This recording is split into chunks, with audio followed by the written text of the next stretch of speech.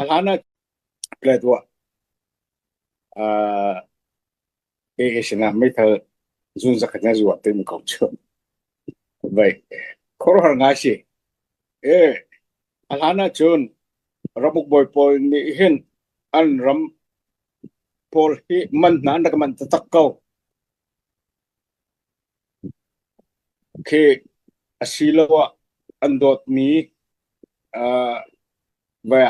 an sal tiang dong ke vậy nên này lâu hite lâu thọ nạc về hi kite chun nang ma fi skau he ti ben tuk khi rak to ko si zorong ti ti chun ka chan leo ka chan leo khi an rak man mi dan kan tila chu chuni kan on ko na karamuk bon ni kan vậy man jong man kho sal jong pek kho ho pu kha pek khom si zorong ti ta si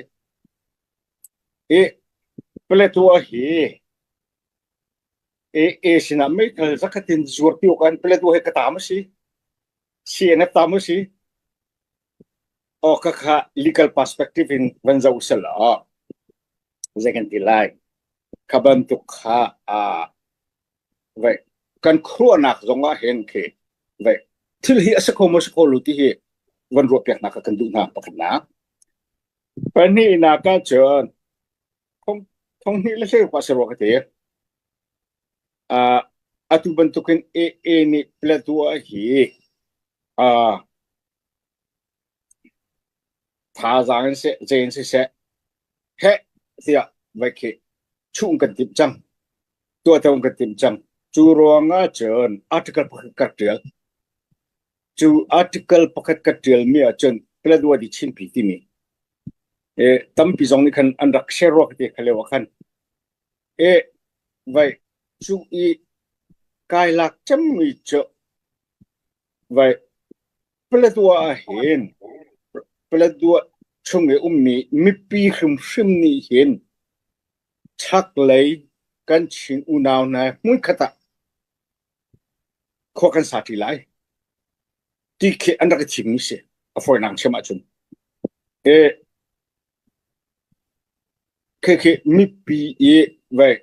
kan ma hi mi phun khat kan si cha hi kan ram si ti mi ke ja khai he ze ban ai pi khai nam lo vậy ni mera ni andak kan uklio zemo ronga ke arkan ummi kiapi ummi sitwe ummi commissioner kan tilamo deputy commissioner ka bentuk ungnak tengah mo arkan hil cheka mo zemo kacu avom kolai asena adom ro nakachun an ma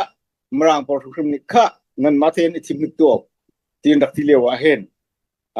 platua ni hen chak lei kan mi phun hoina he him ka kan umlai independent to independent federal chu chung kan la ti mi andak ti hi kan upat na okse jakhan pol na mazong ni thayu ti kha article khan ka van tel du na ka se nan ram he pakama sarap ti kha chu ki man ke defend to mi vậy cnf kan se pum pa kan ten chuban tuk man ke ral tha ten atil mi kan se asenan atu social media por ka so te ka li khan tial atil tu pan kana sum ko dom ron na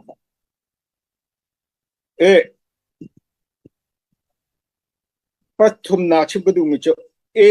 sin in cnf ni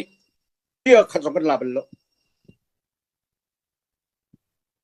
mai thal cho kan chim lo pia khat chong he sin kan la lai lo hitroki kan ram ang kan chu cho ma mi hitroki kan mi phun ang kan ti cho ma mi sinin pia khazong kan la lai lo he kan kom lai ti ni chu sui kha sina bin ka chu ni se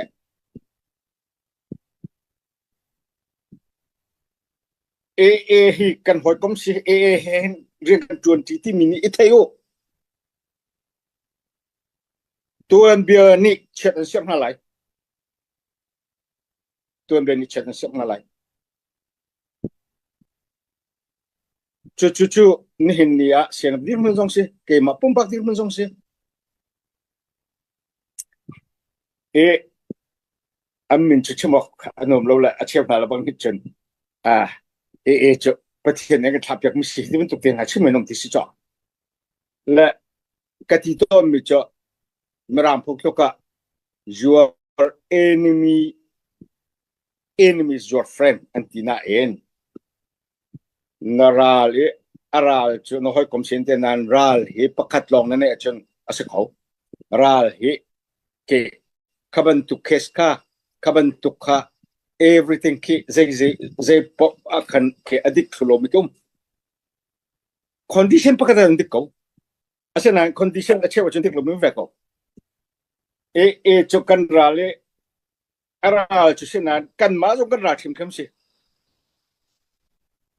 chu kan dir hung si ti mi te kha ban chim ko du a to na kan chim si chon